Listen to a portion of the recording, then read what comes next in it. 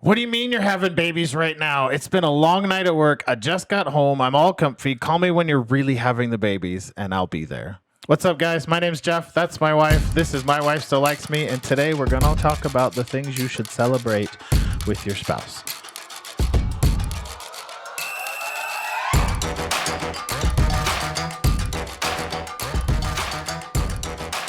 Hi. Hi. How are you? I love you. I love you too. Here's our question. Did you pick from the right end? Oh, the back. I don't know. Is it a question we've done before? What is your favorite pair of shoes you've ever owned? Have you done this one? No. That's Okay. a good question, though. It is. Favorite pair of shoes I ever owned? Mm-hmm. My black Tommy dress shoes. Mm. Because I had those for like ever. I know. You just barely got rid of those. You've had them for what, like 15 years? Yeah, I got them in the Navy. I resold them twice. And eventually the super glue just wouldn't hold anymore. Yeah. Oh, back when I was in high school, I had a pair of white tennis shoes. I don't even remember what brand they were, but they were so comfortable. I clean them every week and they fit just right. And so that was back in the day when we didn't actually lace them right. You just they were more like slip-ons. Mm-hmm. And I'm lazy. So I didn't want to lace them every time, but they fit perfectly. So yeah. Now I have both. I have slip-ons that have laces. Mm. But I'm also old, Mm-hmm. relatively speaking, and I refuse to wear the dad shoe. I won't let you wear the dad shoe. Also true. So I have Adidas that are slip-ons that have laces, and they're super light. And I'm like, that's what I care about. How heavy are these? Because I have to lug them around all day. Right. Anyway, all right. Today's topic is, do grand gestures matter? Yes. Why? When done properly, I think it shows your significant other that you care. Okay. I like that idea. I think they do matter. But we've also talked about like missing moments. Like grand gestures matter at the appropriate time, like when done properly, Mhm. like dragging your feet on a proposal, missing a graduation, not being present for a big family thing, like your baby's being born or something like that. Mhm. Right. So talk to me about a big gesture done properly.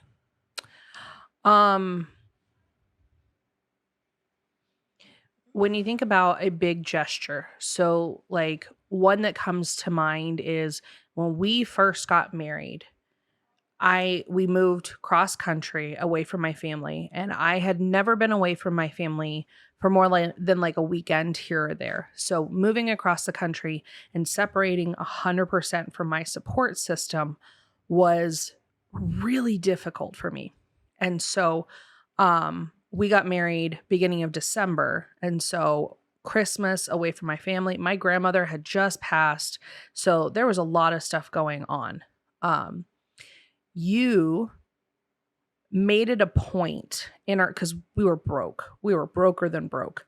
But you made it a point in our budget for that first couple of months. That was my Christmas present. You basically forced me. But you told me that I was flying home to see my family on Mother's Day. And it may not seem like a huge grand gesture, but at that moment where we were at with our finances and everything else going on in our lives, that was huge. And so I got to spend Mother's Day, be there to support my mom during her time of need, because that was the first, she was without me, she was without her mother, and there was a lot of other stuff going on. So that was a really big gesture. And for you, yeah, it was a financial strain. I was gone for a weekend. You had to take me to the airport, which was not fun. But helping me plan, and we were able to pull off a surprise. So really like understanding where your spouse is at and sometimes helping them to get out of the headspace that they're in. And, a grand gesture can be, over the top huge, like let's go to Disneyland today just because. Absolutely. Sure. Let's go. Or we've done this before, hey, let's go to San Diego this weekend because we live in Arizona. So we're about 6 hours away. So that's not something that's on the dock. So doing things like that really to show your significant other that you care rather than, hey, I done screwed up. I need to get back on your good side. So yeah, that's later in our discussion of don't get in trouble or don't use grand gestures to get out of trouble. Flowers are usually good. coffee. Coffee. You should get coffee anyway. No, but what was it, about 2-3 years ago? I was just beginning school, beginning of COVID, or there was a lot of stuff going on. You learned to make coffee. You are not a coffee drinker. Yes. Okay. You learned to make me coffee. You learned, and it took you a couple times to kind of figure out, the cream ratio, which is fine. I'm not upset with that. But you took the time to figure out how to make coffee. And you regularly got up and made coffee for me before I left for work or had to go to work or whatever the situation was. Sure. And still to this day, occasionally I will just randomly wake up and coffee is made. Or, hey, you're going to the coffee shop to work or whatever. And magically, there's a cup of coffee that ends up on my desk when you get home. It's glorious. I think those are the little things. Though. They are the little things. And we'll talk about those next week. But you learn to make coffee. That is a grand gesture. Oh, yes. Learning to make coffee, yeah. Because you get a dirty chai latte from the coffee shop because I think it's fun to say. Not right. Whether or not it tastes good, I have no idea. So I had to look this up. The Google says, in some of our friends' words, the definition of a grand gesture is as the name implies, but it requires something more demonstrative. Physical effort or sacrifice of time, money, or pride are key as the element of surprise. As is the element of surprise. And then I think grand gestures are relative to the relationship because each relationship is different. It sounds weird. I don't necessarily like movies, so taking me to see a movie is not a grand gesture.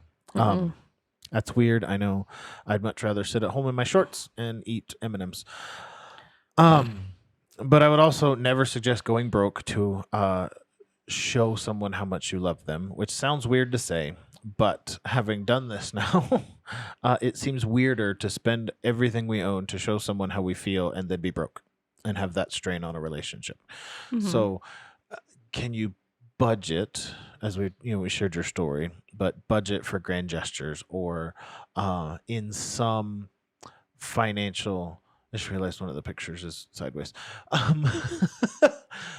In some relationships, they have allowances. And instead of using my allowance for car parts, and I know that sounds like I'm a child, but we have spending money that is not restricted. We put into our budget fun money. Yeah. That would be a better accurate description. Sure. I'm a crafter. Discretionary spending. I have my discretionary money, my fun money for getting my craft stuff. And obviously there's going to be some months where we go a little over, a little under, but it works out. But no, I do think that it's going to depend on where you're at in life. Like, if you have a newborn at home and money is tight, dropping everything to go to Disneyland is probably not a smart idea. Sure. But and I think with grand gestures, the big key thing to it is planning. Yeah. So if you know that your wife is due any day now, maybe go to a hotel in town. Or, if you have, I guess, push presents and baby moons are now a thing. We didn't do that when we were coming up. I was like, oh, that's a cool idea. But like, if you've got little ones who are, 1, 2. What's a push present? You've never heard of that? No. A push present. Sorry, I totally interrupted you. I know Yes, I do this did. all the time, but what? A push present is where the husband buys the wife a present for giving birth. And I know. Isn't the child the present for giving birth? As someone who has carried 3 children, I know. I deserved, especially after the twins and all the malarkey that I had to go through. They weren't birthed. They were evicted. Shut up.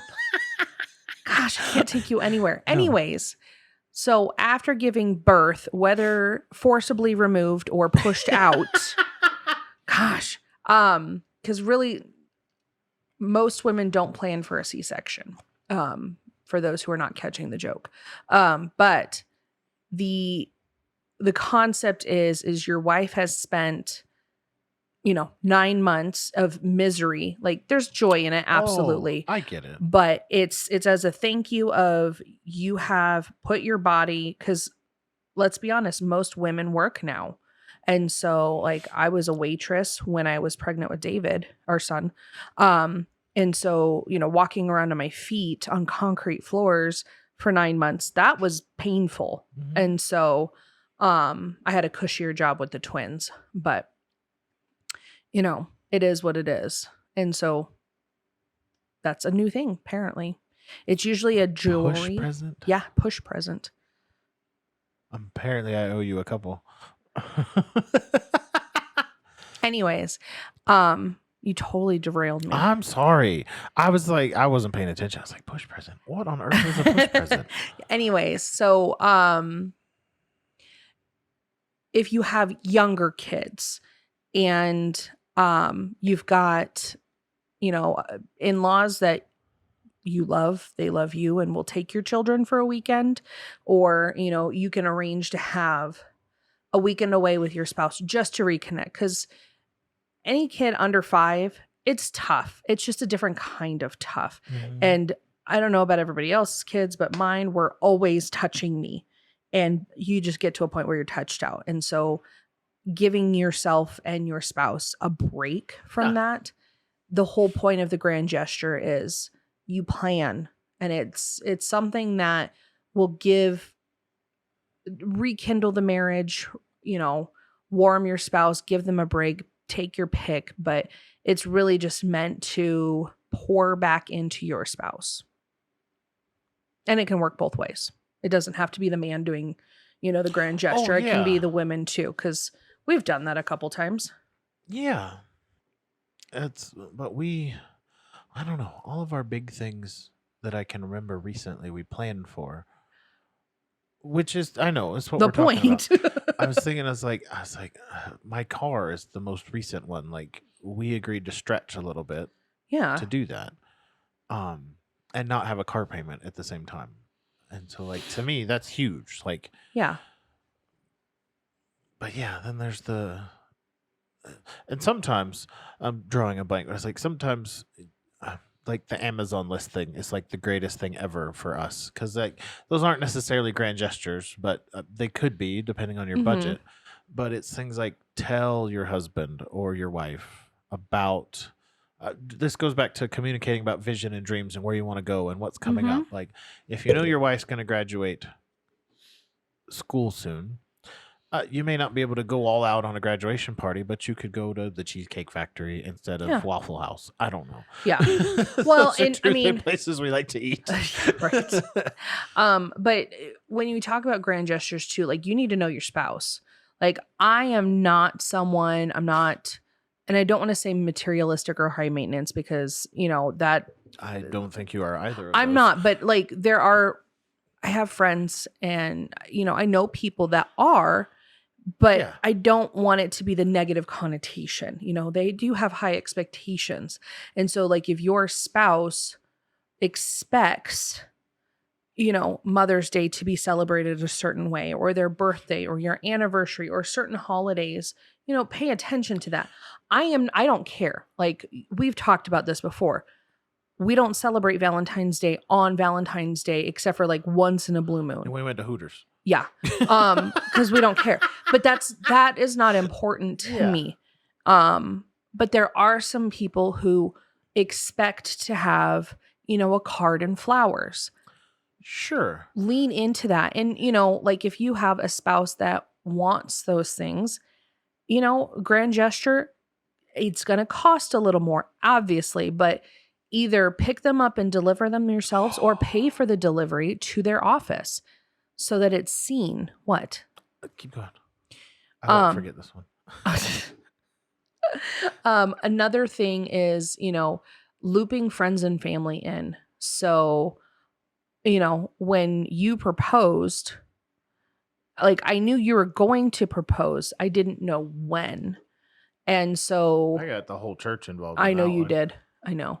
We had coincidentally a talent show thing while you were in town and you rigged it. This was glorious. All of my friends were there. They didn't even go to the church, but they showed up. I didn't know they were there. Show. I know. But they didn't attend that church. So like they had, and I didn't invite them. So you went, I think you stole my phone and called them. Yeah. And then my whole family was there because it's not something that we normally would have gone to. So you went out of your way to loop these people in because you knew it was important to me. And so, yeah, I like flowers. Don't get me wrong, but I don't expect it. And so, and I love you, but you're horrible about picking up flowers. You've gotten better. You understand it's the thought. Yes. Because this sounds horrible. I buy the flowers in the clearance section. So do I. But apparently the days that I go there, the flowers are not. Yeah, but no. Honey, you pick the ones that are already dead and they're like wilting over. So it's the thought we that live counts. in the middle of nowhere. All the flowers are leaning over like they're about to die. Babe, this has been going on for years. Whatever. Don't now lie to I them. at least have an excuse. Anyways, it's the thought that counts. And I think it goes on both sides because I also realize like you are very creative, but you have a squirrel brain. So sometimes you can't hold a secret in. So like you may be planning things out. Oh, I don't wait. And you don't wait. And that's fine because it's not the day that matters. It's the thought that counts. Now, there are some of my friends and people that I know that the day counts. Oh my goodness. And so how many anniversaries have we both been home on the day in 16 years? 3? 3? I think it's 3. I think that's generous. I think it's maybe 1 or 2. But there was one Thanksgiving. Something had just happened. I don't remember. And so none of us expected the guys because you guys were out of town. Yeah. But you guys purposely came back. We have a picture of that somewhere. We do. Because I'm like camo pants and a hunting shirt and I hadn't shaved in 2 weeks. I know. Yeah. But I think it was right. Oh yeah, you guys were awful. It showed up at Grandma's house for Thanksgiving. Yeah. Yeah. And all of us were sobbing because you guys weren't supposed to be there. I think it was the year after Grandpa passed. And it was if you're not a fan of hunting, I'm sorry, but that was I think it was Tim's deer hunt. We were on the north side of the Grand Canyon and he got the shot right at sunset. And so we worked in the dark to get everything done so we could be home for dinner. Mm-hmm. And that was like what, an 8-10 hour drive? It's a whole day. It's a big drive. So yeah. It takes longer to get to where we were than it does to get to San Diego. I know. Because y'all are going to the north rim of the Grand Canyon. For those who don't know, you have to go around. Yeah, you have to go around the Grand Canyon, and they don't call it the Grand Canyon for nothing. Yeah, there's no bridge. To put it in normal driving terms, we don't do it. We do it the back way, but you go to Vegas and then go back into Arizona, basically, and it's like 6 hours to Vegas. Yeah. Anyways. Yeah. Sorry. So my aha moment, I remembered. I was like, the one grand gesture I did all by myself without any help was Kelly Clarkson. Oh, you did good. Yeah. Yes. Because that was the birthday after I had the girls. Mm-hmm. I was miserable. I had no sleep. I looked awful. Who did we see? We saw Pentatonics. Who opened for them? I really liked them. It was a local girl. Yeah. She had a mouth, though. Oh, my goodness. Not a singing mouth, a colorful mouth. It was like... and if you have a silver Mercury Mariner that was wrecked at one point, I want my Kelly Clarkson CD back. But that story bodes like how that happened. So we were still in our like 2-bedroom apartment. We hadn't moved into the house yet. So it was 5 of us in our apartment, and we were like recently told you can't stay here anymore. There's too many of you, which is fine. We understood that. We were planning to move anyways. CDs were still the thing. And I had bought you a Kelly Clarkson CD and a Pentatonic CD and made you open them like somewhere around your birthday. With, I don't even remember if I put fake tickets in there because it was digital then. But essentially telling you that we were going, and then it was like several months later. Oh, yeah. No, you gave me the CDs and I looked at it and I was like, oh, these are awesome. And then I was like, I was very confused. So yes, that was a very good grand gesture. Yes, because we don't usually use CDs. No, I was also thinking like, where am I going to play this? Because I don't think I had a CD player in the car. Yeah. So, anyways. All right. So we talked about why they matter and things like dragging your feet on proposals. Like if you've been in limbo dating forever and the plan is to get married, you should probably get on that. She's waiting or he's waiting. I don't know if you want to be a little more modern than traditional. Missing graduations, not being present for the big family thing or something like that. I probably should explain the story from the beginning. And then you can tell them what really happened if I get it wrong. So you were clearly pregnant and any day now, and I worked 4/12s 2 hours away. And you would go stay at your mom's house, which is down the street from the hospital. All reasonable things that if you can work it out and still have jobs and stuff like that. I ride a motorcycle. And so I can't hear a phone. I put my phone away. And so for 2 hours, I'm on a motorcycle and I leave from work at 6 and I get home between 7:30 and 8. And normally it was my Friday. It was my last day of the shift. And I go home, I take a shower, I get in bed. And in this case, when I got in bed, I looked at my phone and saw several missed calls and a bunch of text messages said that it was happening. And I was already comfy and I was very tired. And I understand that all of this is incredibly selfish. We're getting past that point. But this is the don't miss the grand gestures. And I called you and was like, hey, call me back when it's really happening. I just got home. I'm going to bed. When you're really in labor, call me and I'll be there. Because it was only like 30 minutes to the hospital. I don't remember exactly what you said to me, but it was pretty close to colorful. It wasn't quite there. But essentially it was if I don't get there, then I should just go back to work and not come home. And so I got up. It took me a little bit. I put my clothes back on and I drove back to the hospital. I did go. I didn't go back to sleep. So all of you have been thinking this for the last 20 minutes. I did go. He did. I protested a little bit because I was tired.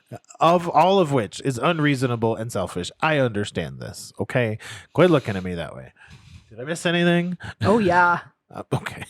Tell them what really happened. This is my version of the story. Because, there's my version and her version of the truth.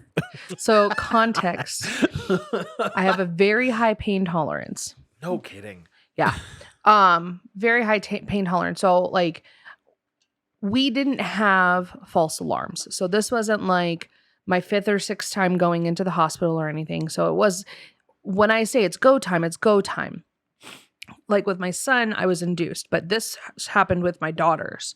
And so I had called him and I was in panic mode at that time because I started having contractions probably about 4 or 5 o'clock in the morning. And so I had already timed them out and everything else. And so I was a little irritated that you weren't getting the fact that this was actually happening. But for context, like I was pregnant with twins. I was high risk pregnancy, a lot of stuff going on with it, gestational diabetes. I was on high blood pressure watch, the whole 9.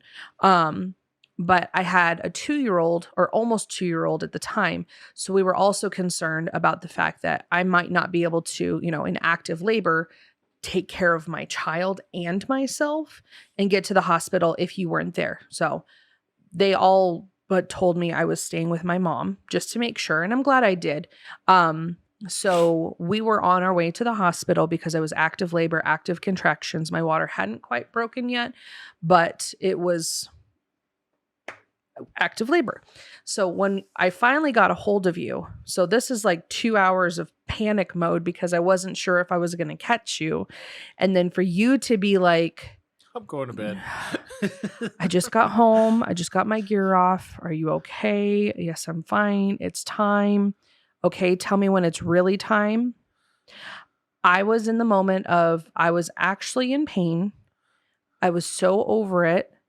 And I'm like, I told you, if you have a choice, either you come now or go stop and get the divorce papers and we'll sign them when you get here. And that's a bad word in our house. That doesn't come up Yeah, often. we don't say that word. It's not it's not something we joke about. So that's a 4-letter word in our household. So he realized at that moment that I was serious and it was time. So you know that moment when you know the tone in your spouse's voice is the tone. Because we joke and do junk like this all the time, but yeah. when the voice is different, you're like, oh, I done messed up now. Yeah. So when he got there, I was especially irritated with him. But to be fair, once everything was good, because we did have some complications when I got in there. But once everybody was settled and we all basically told him to go home and sleep, and my mom stayed with me. So I think it was 45 minutes. Yeah. I went to the stork's nest, and they all looked the same, but they told me they were okay. And then I went to your recovery room, and the nurse said you were fine. I don't know if you remember. I came in there, I said goodbye, and I think it was 45 minutes. I was back home and in bed. And to think you wanted to go to sleep, you would have missed the whole thing. Yeah. Anyway, know your spouse. Don't miss the big events in your family. So other ideas of when they should happen: birthdays, graduations, promotions, family things. We do things like plan PTO. Now, all of my jobs are different, so I just don't work when I don't want to work, except on Sundays. But in your case, we have to plan some of those things, and we do that. Like we plan PTO to be part of bigger things of our family. Like we go see my parents every so often, or Disney trips. Because to take this, it's not, and this, I don't know how much, and this isn't in our notes, I just thought about it, how much our kids understand grand gestures. Because like, oh, absolutely, we've taken like Disney, and we waited, mostly because of our budget, waited till they were old enough to actually remember this trip. Yeah. Which I think is awesome.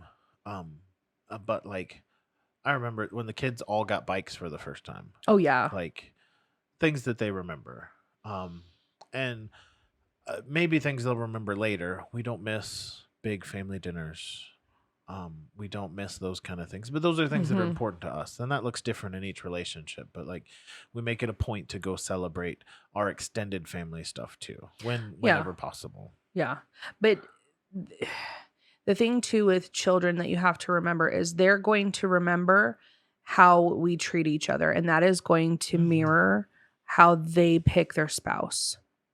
And so if they see mom putting up with crap or see dad putting up with crap on a regular basis, they're just going to see that as the expectation. And you have to be very careful that you're not mirroring a behavior. Like you are very protective of our children. And I am too. But I think it would hurt us if one of our children picked a partner that did not treat them well. And I think that would hurt. But that's also a reflection on us, is if our children are seeing us purposely go out of our way, like, you know, I don't like runny eggs. You do. I'm in but it's the simple things too. Like a grand gesture, yes, is important. And we'll get into this in another show, but like they see that I make things and do things because you like them, and they see you going out of your way to help me for those same things.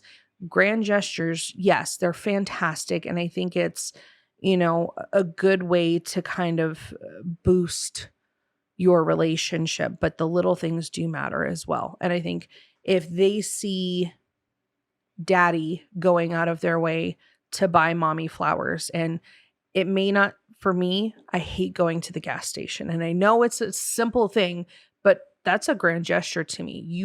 Anytime that I'm saying I'm going out of town, you always make sure that I have gas in my car. And like if I have to, go down to Phoenix from where we're at, is a 2-hour drive. Like you make sure the gas tank is full so I don't have to get gas on the way back. That's a big deal for me. It's funny because in your car now, you get gas like once a month. I know, but it's besides the point. But you're going out of your way to make sure that I am comfortable. And the kids see that. And it's even to the point where we went to the gas station the other day and you had put gas in the car, but you were washing the windshield or something. I don't know. And I put the gas thing back in the pump and you were like, oh, you do know how to do that. That is not what I said. That's close. I said, do you remember how to do that? Oh, do I remember how to do that? Whatever. I said, where are you going with this? I was checking the oil and you were done with the kids and the thing clicked and you put it back. And I was like, do you remember how to do that? Yes. But the kids saw that and they were laughing too because they know that mommy doesn't put gas in the car that often. But they see these things and they mirror that and they emulate that. And they have even had conversations of, why does so-and-so's parents not do that? And it's, they expect it. Yeah. All right. Any other thoughts? Oh, the big one. Yeah. Grand gestures to get out of trouble and play catch up in a relationship is not the answer. No. And I know we're towing a little bit past the fun line into the therapy line, but if your marriage or relationship is already struggling, trying to do grand gestures consistently to get out of trouble, chances are pretty good your spouse is going to see through that. Oh, yeah. It's requires more effort and means more. If you're just doing it because you bought a fishing boat, that's a whole different conversation. Oh yeah. So it's almost like, like if you have a pet, if you're not feeding them regularly, and then all of a sudden you come and you're like, oh, here's a fancy steak or a hunk of chicken breast or whatever. The first time it happens, they're going to be like, oh, this is awesome. But as time goes on, if you continue not to feed them on a daily basis, you're just throwing them, a hunk of meat every now and again, AKA a grand gesture. Eventually, that dog is going to bite you. Mm-hmm. And so, same thing in a relationship. Is there's going to become aggression, there's going to become distance, they're going to try and seek other means of affection. That's not you. Now, it may not be an alternate relationship, but they're going to seek affection somewhere else. And so, yes, grand gestures are important, but within that context of it needs to be in a good and healthy relationship. Yeah. Now, obviously, like if you... Because most of the time, if you're not regularly feeding your relationship, there's going to become a point where your partner is going to start pulling away. And so, yes, a grand gesture can help to kind of rekindle that, but you need to follow it up with actually putting the work into your relationship or it's meaningless. Mm-hmm. So. All right. Any other thoughts? I need more coffee. Yes. More tea. All right, friends. Thanks for hanging out with us. As always, we are not therapists. Nope. If you need a therapist, go find one. We are just trying to take a practical look at some of the things that have worked or didn't work in our marriage. Check us out on the socials at mywifestilllikesme, mywifestilllikesme.com. Like, comment, subscribe. Let us know what you want to talk about, and we will see you next time. Later. Bye.